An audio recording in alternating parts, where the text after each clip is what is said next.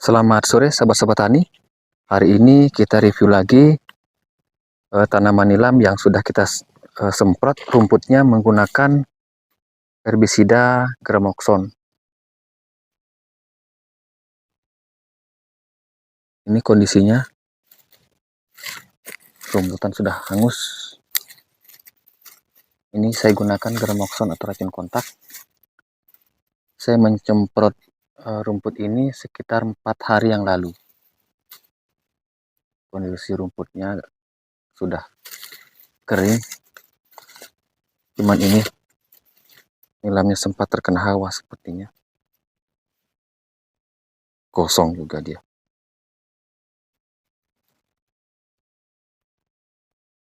Ya. Jadi kalau untuk Gramoxone ini penyemprotannya diupayakan supaya nilamnya tidak terkena.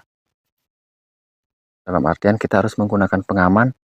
Nah, untuk ini kenapa kita sampai terkena juga?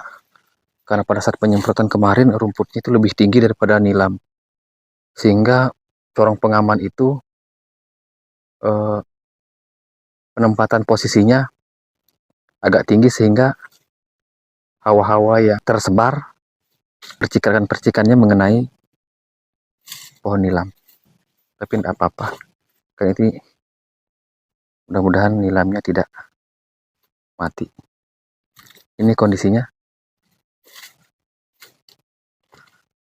Nah, untuk video saat pengaplikasiannya itu sudah ada di video sebelumnya. Teman-teman bisa cek di kolom deskripsi. Di situ sudah ada link video sebelumnya, bagaimana jenis rumputnya dan bagaimana kondisi rumputnya pada saat melakukan penyemprotan. Dan sebelumnya ini memang rumput dan nilam agak susah dibedakan karena tingginya sama,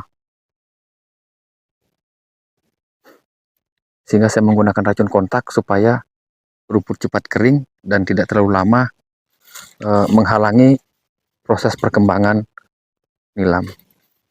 Ini seperti ini rimbunnya. Ini sempat terkena juga. Begini telah kondisi nilam kalau terkena percikan Gramoxone. Bahkan ini ada tunas di sini, kering juga. Seperti ini. Jadi sebenarnya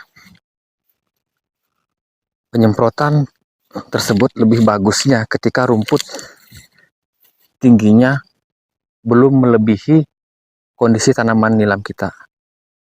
Artinya rumputnya masih kecil. Sehingga ketika kita melakukan pengaplikasian, itu untuk corong pengamannya bisa lebih rendah lagi kita memposisikan. Dan kemudian untuk jaraknya, ini memang jaraknya terlalu jauh. Menurut saya terlalu jauh karena kondisi tanah di sini dekat dengan pohon kelapa. Untuk tingkat kesuburannya masih agak kurang. Tapi karena kondisi bibit susah dan merupakan ini masih tahap pembibitan, jadi saya tetap menanam dengan jarak yang jarang, dengan tujuan agar pada saat nilam ini sedang berkembangnya itu tidak terlalu cepat ketemu antara nilam satu dengan nilam yang lainnya, sehingga peluang tunas-tunas untuk berkembang itu masih ada.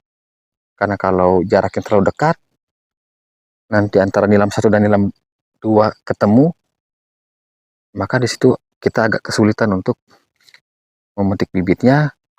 Kemudian daun-daun tentu akan rontok apabila tidak cepat dipanen. Nah, untuk penanaman berikutnya, kalau memang bibit sudah memadai dan untuk kondisi tanah seperti ini, mungkin saya akan gunakan jarak yang lebih dekat lagi. Nah, di sini sebenarnya kebun kelapa, yang mana di kebun kelapa ini dulu ditumpang sarikan dengan jambu mente, Tapi jambu mentenya sudah banyak yang tumbang, sehingga untuk kekosongan ini saya ganti dengan kelapa sawit, dan di sela-selanya ini saya isi dengan tanaman nilam, supaya kondisi pembersihan ini kita tidak sia-sia. Karena kalau jangka panjang kita tanami, tetapi jangka pendeknya tidak, ya kita hanya melakukan pembersihan rumput, hanya sia-sia saja. Artinya tidak ada hasil lain yang kita dapatkan. Nah, kalau misalkan tanaman jangka panjang seperti sawit ini sudah tinggi dan sudah tidak layak lagi kita tanami jangka pendek di bawahnya, saat itu paling tidak kita sudah pernah mendapatkan hasil dari jangka pendek itu. Nah, baik teman-teman, demikian review kita hari ini. Jadi ini adalah pengaplikasian racun kontak gramoxone, dan saya rasa sudah memuaskan. Ini rumputnya sudah mati, walaupun batangnya masih segar, tapi yang penting tunas-tunas kecilnya, tunas mudanya, dan daun-daunnya sudah kering. Karena kalau ini kita sempat menggunakan racun sistemik, rumput seperti ini tidak mati. Ya baik teman-teman, demikian video hari ini. Terima kasih sudah berkunjung di video saya. Siapa tahu teman-teman mempunyai informasi terkait herbisida selektif yang cocok untuk tanaman nilam, mohon dituliskan di kolom komentar sebagai penambah referensi dan penambah pemahaman saya dalam hal bertani nilam. Karena saya juga baru pemula. Terima kasih.